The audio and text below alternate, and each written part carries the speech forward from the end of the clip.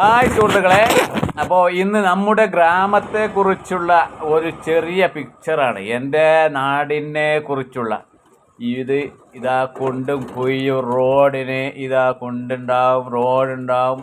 അതിനിടയ്ക്ക് പൂള വെച്ചിട്ട് കപ്പ വെച്ചിട്ടുണ്ടാവും, വായ വെച്ചിട്ടുണ്ടാവും. റോഡിൻ്റെ സൈഡിൽ പല ജാതി സാധനങ്ങൾ വലിച്ചിട്ടുണ്ടാവും, കല്ലുണ്ടാവും, മണലുണ്ടാവും. അങ്ങനെ പോയിട്ട് ഇത് കുന്നും മലയും കുന്നിൻ ചെരുവിലൂടെയുള്ള റോഡാണ്. അതാ റോഡ് കുളമായതുണ്ടാവും, റോഡിൽ മണ്ണ് നിറഞ്ഞ സ്ഥലമുണ്ടാവും.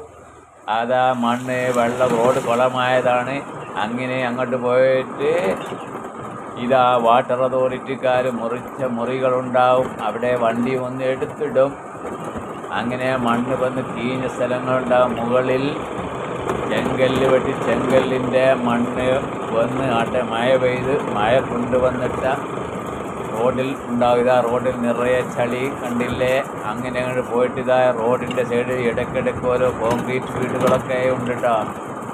ഇതാ ഇവിടെ ഒരു പുതിയ വീട് വരുന്നുണ്ട്, അത് പണി തീർന്നിട്ടില്ല കേട്ടോ. ഇതാ വീണ്ടും കല്ല് വെട്ടിയിലെ മണ്ണ് ഇറങ്ങി വന്ന സ്ഥലങ്ങളാണ് കേട്ടോ. റോഡ് ചെറിയ സ്കൂട്ടറുകളൊക്കെ പോകുമ്പോൾ നല്ലോണം ശ്രദ്ധിച്ച് പോയാൽ നേരെ വീട്ടിലെത്താം, അല്ലെങ്കിൽ വീട്ടിലെത്തില്ല കേട്ടോ. നല്ല സ്റ്റിച്ചൊക്കെ ഇട്ട് ഹോസ്പിറ്റലിൽ പോയി സ്റ്റിച്ചും കൈ കാലൊക്കെ മുറിയുണ്ടോ. അപ്പോൾ പതുക്കെ പോവുക റോഡിന്. അങ്ങനെ പോയിട്ട് വീണ്ടും റോഡ് കുളമായത് നിങ്ങൾക്ക് കാണാം. റോഡിൻ്റെ സൈഡിൽ നല്ല കുളമുണ്ട്, അരുവികളുണ്ട്, ചെറിയ കൈത്തോടുകളൊക്കെ ഉണ്ട് കേട്ടോ. അതിൽ ഓടുണ്ട് കേട്ടോ. അങ്ങനെ ഞാൻ എൻ്റെ വീട്ടിലേക്ക് ഇരിക്കുകയാണ്.